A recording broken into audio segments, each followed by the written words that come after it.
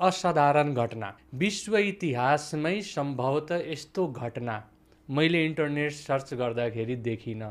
March 5मा election थियो र March 2मा एक्सपेक्टेड डेट अफ डेलिभरी हो।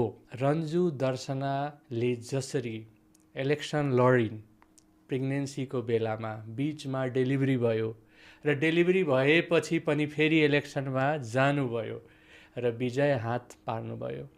यो एउटा दुर्लभ घटना थियो र हामी यसको साक्षी भयौँ।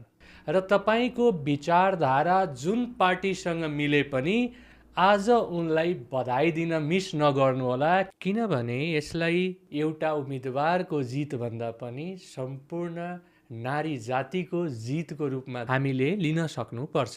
र यो जित सम्भव बनाउने सम्पूर्णलाई र विशेष गरेर काठमाडौँ 1का मतदाताहरूलाई धन्यवाद दिन चाहन्छु। रन्जु दर्शनालाई हृदयदेखि आभार, धन्यवाद, बधाई मेरो तर्फबाट।